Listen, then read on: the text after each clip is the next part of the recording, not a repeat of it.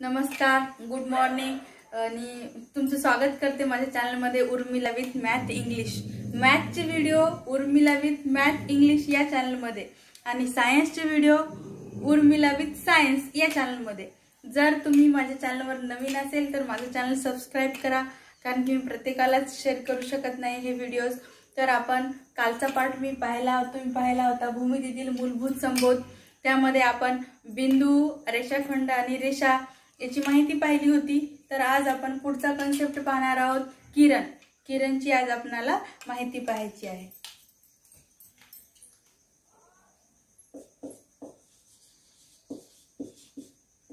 पहा, किरणलाच म्हणायचं रे। तर आपण काल पाहिलं होतं रेषाखंड आणि रेषा कशा असतात। रेषाखंड थोडक्यात मी तुम्हाला काल माहिती सांगते। रेषाखंड हा बंदिस्त असतो, हा आहे रेख। रेषा असते एकदम, तिला टोक असतात, एरो असतात दोन्ही साइडनं, आणि रेषा ही अमर्याद असते। तर आज आपल्याला पुढचा पाठ पाहायचा म्हणजे किरण।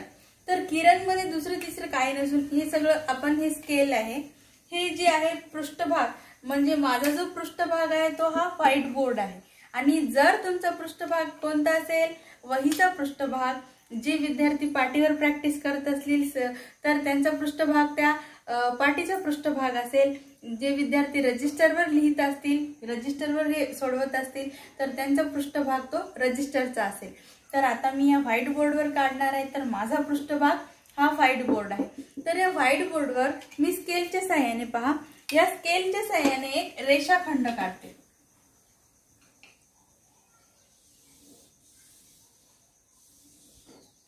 हा पहा, मी रेषाखंड काढला। या रेषाखंड काढला, परंतु जे सुरुवातीचं टोक आहे त्याला मी नाव देणार पी।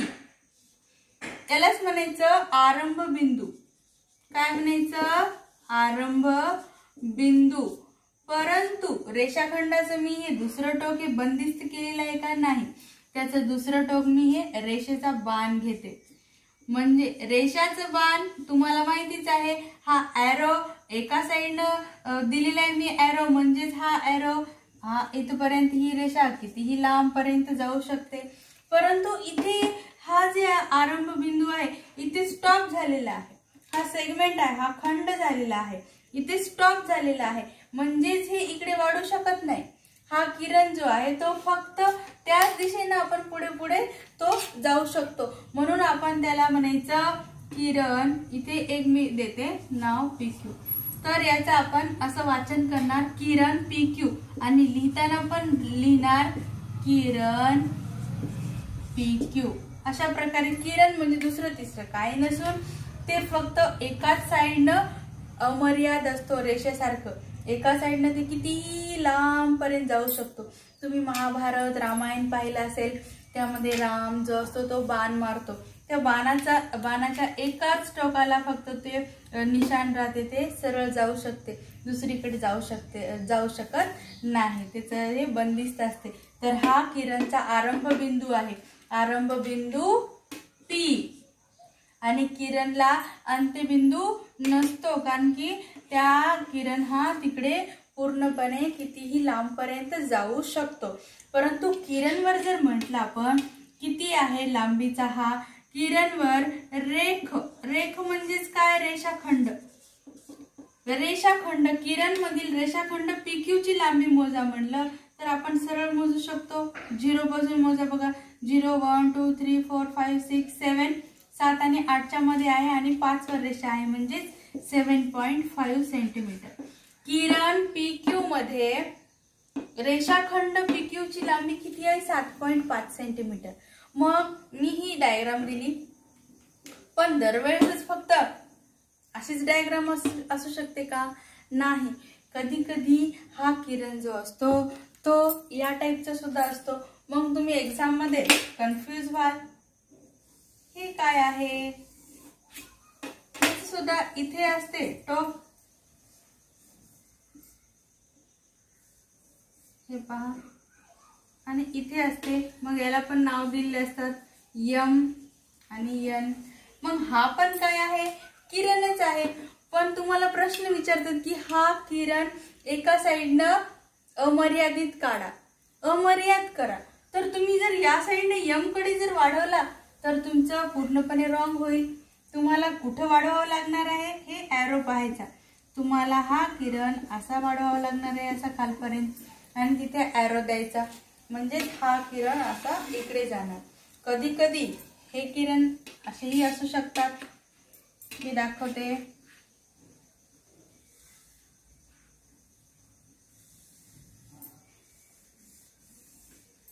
थोडी रेषा वाकडी तिकडे जात आहे. हे आपला आरंभ बिंदू आहे. हे आहे, नाव देते मी एस आर. त्याचं नाव मग आपण कसं वाचणार? किरण. सांगा बरं, किरण एस आर योग्य होईल का नाव वाचलेलं? नाही.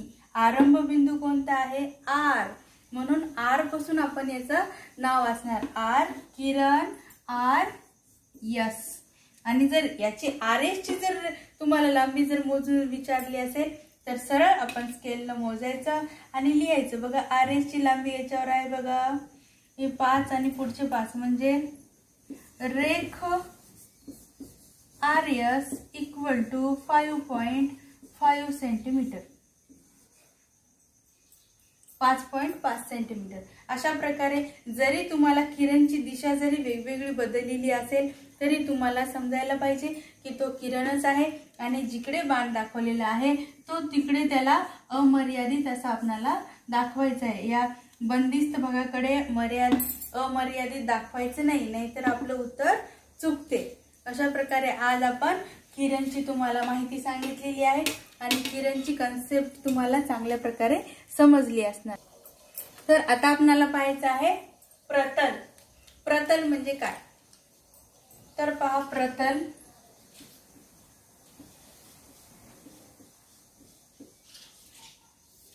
आज आपल्याला पाहायचं आहे प्रतल. पुढचा पार्ट, प्रतलला म्हणायचं प्लेन. बघा त्याच्या नावामध्येच लपलेलं आहे. प्रतलची व्याख्या काय सांगते? प्रतल म्हणजे दुसरं तिसरं काही नसून प्रतल म्हणजे काय? एखादा जो सपाट पृष्ठभाग असेल, जमिनीचा पृष्ठभाग असेल, वहीचा पृष्ठभाग असेल, पुस्तकाचा पृष्ठभाग असेल, आपल्या घरातल्या फ्लोअरचा पृष्ठभाग असेल, किंवा व्हाईट बोर्डचा असेल हा पृष्ठभाग, ब्लॅकबोर्डचा पृष्ठभाग असेल, या सर्व पृष्ठभागाला प्रतल म्हणायचं, प्लेन म्हणायचं. काय म्हणायचं? प्रतल. मग या पृष्ठभागावर आताच मी सांगितल्याप्रमाणे या व्हाईट बोर्डचा जो सपाट पृष्ठभाग आहे त्याला आपण प्रतल म्हणणार. आणि या प्रतलामध्ये जर आपल्याला सांगितलं की चौरस काढा, आयत काढा, तर आपण या सर्व गोष्टी ज्या काही सांगितलेल्या असतात त्या सर्व गोष्टी आपण या सपाट पृष्ठभागावरच काढतो, म्हणजेच आपण याला प्रतल असं म्हणतो. मग या प्रतलची साईज कशी असते? बघा बरं, प्रतलची जर साईज पाहिली असेल तर माझ्या व्हाईट बोर्डची तुम्ही साईज पाहिली असेल तर ती एकदम रेक्टँग्युलर आहे, आयताकृती आहे. मग आपण त्याची डायग्राम सुद्धा काढू शकतो, एकदम आयताकृती. या प्रतलावर जर तुम्हाला किरण काढा म्हटलं तर आपण किरण पहा, किरण असा काढणार. या प्रतलावर आपण किरण काढला. जर या प्रतलावर तुम्हाला रेषा काढायला सांगितली, याला नाव देते मी PQ, आणि रेषा काढायला सांगितली असेल तर रेषा पहा, रेषा ST, रेषा मी ST काढली, याला नाव लगेच द्यायचं रेषा ST. जर रेषाखंड काढा म्हटलं तर मी असा रेषाखंड काढणार, रेषाखंड JM, याला लगेच नाव पण द्यायचं रेख JM. आता हे आपण सगळ्या गोष्टी या प्रतलावर काढलेल्या आहेत. मी आतापर्यंत जे काही शिकवलेलं आहे ते सर्व आपण या प्रतलावरच काढलेलं आहे. पण मग प्रतलाची डायग्राम कशी असते ते आपण आता पाहणार आहोत. तर पहा, आता आपल्याला प्रतलाची डायग्राम साठी मला स्केलची आवश्यकता आहे. मी या ग्रीन स्केच पेन आता प्रतलची डायग्राम काढणार. प्रतल पहा,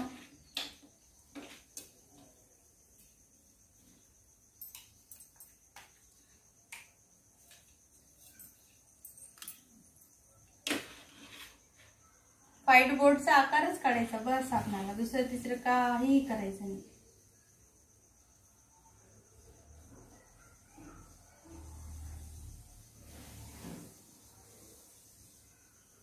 तुम्हाला ओळखायला यावं म्हणून मी डार्क काढत आहे.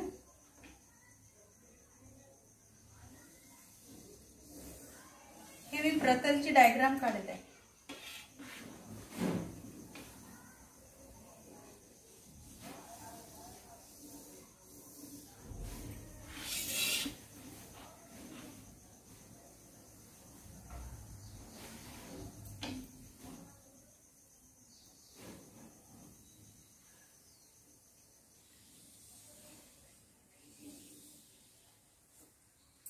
मी प्रतलाची डायग्राम काढलेली आहे.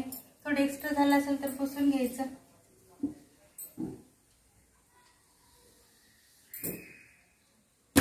तर हे प्रतल जे आहे ते आपण कुठल्या लाईन आपण कशाने दाखवतो? एल ने. रेषाखंड रेखने. किरण आपण PQ ने असं दाखवतो. मग प्रतल आपण कशाने दाखवणार? बघा प्रतलाचा आकार कसा आहे. तुम्ही ही डायग्राम पाहिली आहे? त्याला काय म्हणतो आपण? चौरस, आयत. असंच तर आहे ना माझा व्हाईट बोर्ड सुद्धा, आयताकृती. म्हणजेच प्रतल म्हणजे दुसरं तिसरं काही नसून जो सपाट पृष्ठभाग असतो, आयताकृती, चौरसाकृती, त्याच गणिती भाषेमध्येच या सपाट पृष्ठभागालाच प्रतल असं म्हणतात. आणि प्रतल हे H या अक्षराने दाखवतात. कोणत्या अक्षराने दाखवतात? H. मग हे प्रतल ही चारही बाजूने अमर्यादित असते. जसं ही लाईन असते, ही लाईन आपण इथपर्यंत कितीही पर्यंत वाढवू शकतो, इकडे किती पर्यंत वाढवू शकतो, किरण फक्त आपण एका साइडने वाढवू शकतो. तसं प्रतल हा चारही बाजूने आपण वाढवू शकतो. प्रतलाला मर्यादा नसते. हा प्रतल मी फक्त एवढाच नाही, हा प्रतल या साइडने वर कितीही मोठा करू शकतो आपण, या साइडने इकडे लांब जाऊ शकतो, या खालच्या डायरेक्शन खालच्या साइडने सुद्धा लांब पर्यंत जातो आणि या साइडने सुद्धा हा इकडे वाढू शकतो. म्हणजेच हा प्रतल जर मला वाढवायचं जर झालं तर हा जर मी या साइडने इथपर्यंत वाढवला, हा इथपर्यंत वाढवला, या कडांपर्यंत, हा इथपर्यंत वाढवला आणि ही बाजू मी या एंड पर्यंत वाढवली, तर हे प्रतल म्हणजे काय? माझा व्हाईट बोर्ड एवढा प्रतल व्हायला. प्रतल म्हणजेच आपला व्हाईट बोर्ड. व्हाईट बोर्डवर आपण हे प्रतल काढलेलं आहे. पण दरवेळेस आपल्याला सोयीचं जावं म्हणून या प्रतला आपण बाण दाखवत नसतो. परंतु बाण जरी दाखवलेले नसले तरी प्रतल हा चारही बाजूने अमर्यादित असतो. तो कितीही मोठा आपल्याला करता येतो या रेषेसारखाच.